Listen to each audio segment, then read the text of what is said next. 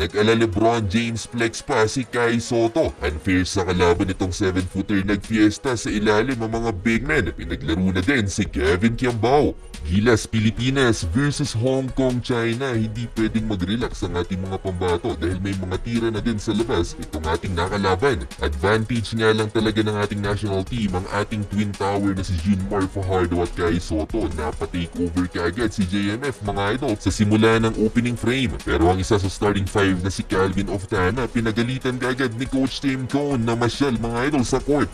Halfway nagsimulang mag-showtime na ang Gilas Pilipinas. Justin Brownlee behind the back and a push shot for JP. Nasundan pa yan ng 2-point layup ni JMF mga idol. 8 points in 4 of 4 shooting for Junmar Fajardo sa first quarter. 4-minute mark nagsihiyawan ng crowd nang ipinasok si Kevin Kiambao for the first time ngayong second window.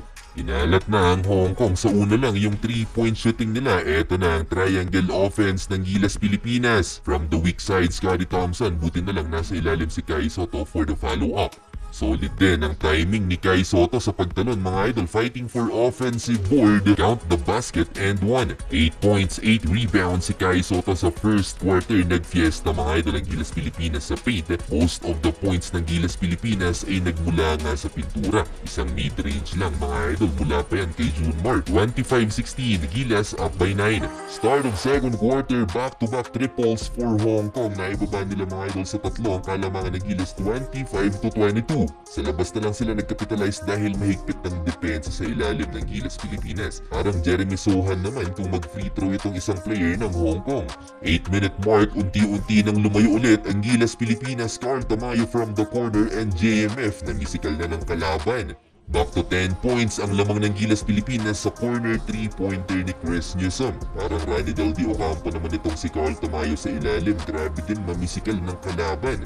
Solid first half for Carl Tamayo. In 6 minutes nagtala na siya ng 9 points. Last 2 minutes Kai Soto block shot at nanghuli na naman sa ilalim ang 7-footer nating big man. 10 points and 10 rebounds for Kai Soto sa first half for only 13 minutes of playing time. Umasa na lang sa 3-point shooting ang Hong Kong. 45-35 halftime. Start of second half, slow start for Gilas Pilipinas mga idol. Natagalan bago kumawala ang ating national team.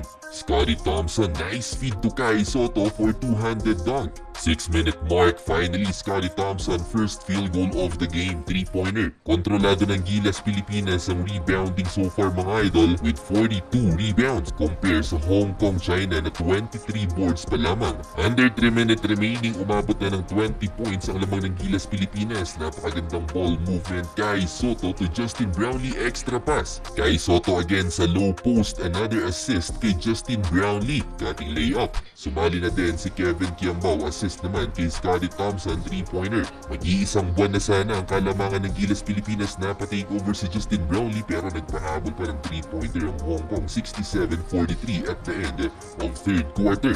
Final quarter, Kevin Kiambao stretching the floor for Gilas Pilipinas. Pinasok na rin si Japet Aguilar. 3-pointer din for Carl Tamayo. Na-confuse naman si Scottie Thompson sa play na to. Di niya alam kung kanina niya ipapasa, kay Kevin Kiambao ba o kay Carl Tamayo.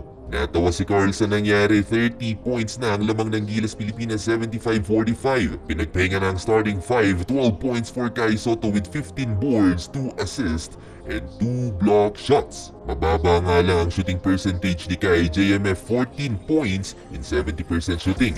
Halfway ng fourth quarter, pinasok na rin si Mason Amos mga idol. Nagsihiyawan pa ang crowd.